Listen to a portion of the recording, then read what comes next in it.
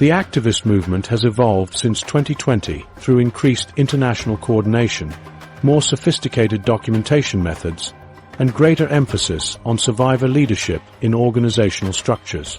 Yet their efforts to expose slavery face a new challenge as international investment flows into Mauritania, creating economic opportunities that traditional power structures are eager to exploit through the same unpaid labor systems they have always used.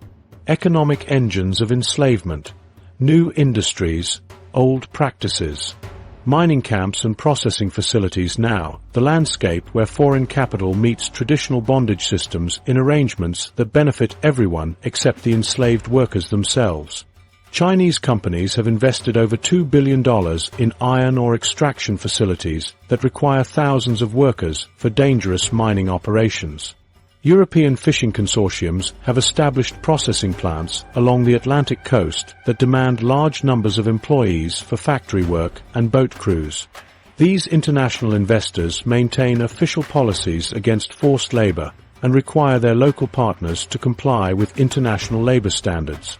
However, subcontracting arrangements create layers of separation between foreign companies and the actual workforce that make monitoring nearly impossible.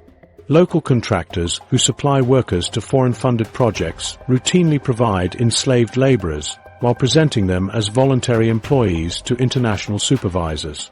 Mine operators report directly to Chinese project managers but recruit their workforce through traditional family networks that include enslaved people who have worked for the same families for generations.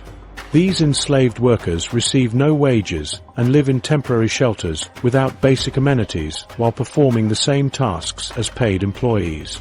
Foreign supervisors rarely interact directly with local workers and rely on contractors to handle all personnel matters including housing, feeding, and transportation. Chinese-funded infrastructure projects have inadvertently strengthened slavery systems by increasing the economic value of regions where enslaved labor is concentrated. The new highway connecting Nouakchott to mining areas in the interior has made previously remote areas more accessible to international investors seeking cheap labor. Water infrastructure projects funded through Belt and Road Initiative loans have increased agricultural productivity on lands worked by enslaved families. These improvements benefit slave owners who control the land and labor, while enslaved people see no improvement in their living conditions despite producing increased economic value. Traditional pastoral slavery has adapted rapidly to include new economic activities as climate change forces nomadic communities to seek alternative income sources.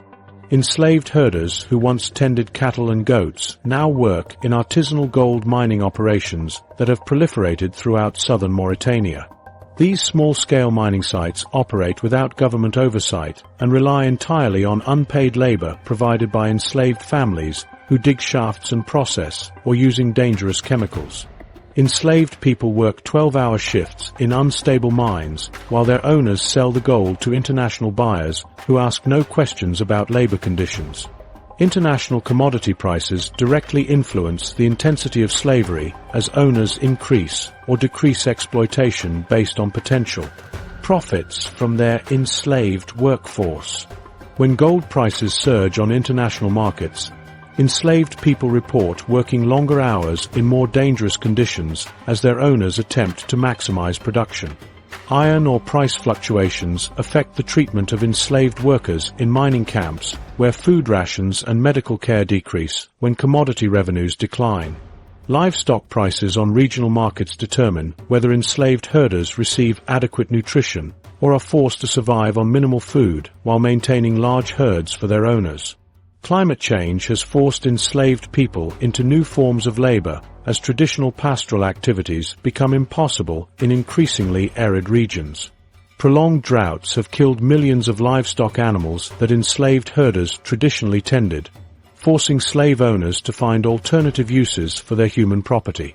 Many enslaved families have been relocated to urban areas where they work as domestic servants or construction laborers rather than herders.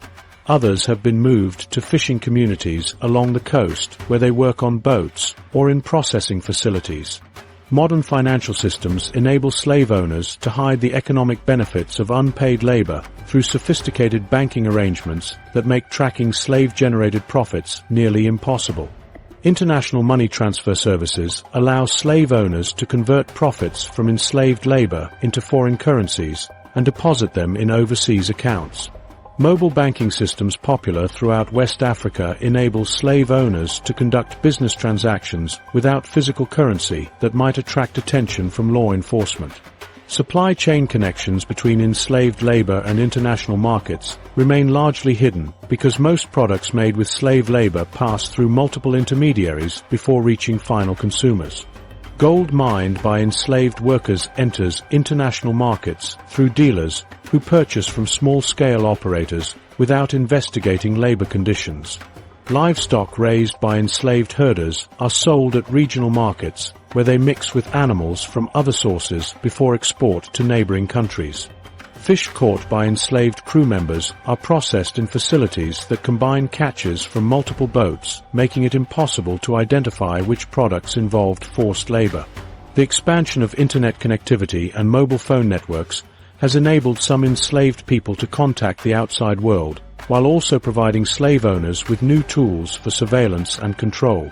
Enslaved people with access to mobile phones can communicate with activists and request assistance in escaping their situations. However, slave owners increasingly monitor these communications and use GPS tracking to prevent escape attempts. Some owners provide mobile phones to enslaved people specifically to create the illusion of freedom while maintaining complete surveillance over their activities. Economic modernization has failed to eliminate slavery because new industries have been grafted onto existing social structures rather than replacing them. Foreign investment and technological advancement have increased the economic value generated by enslaved labor without changing the fundamental relationships between slave owners and their human property. Modern equipment and international markets have made slavery more profitable rather than obsolete, ensuring that this ancient practice adapts and survives in contemporary economic systems.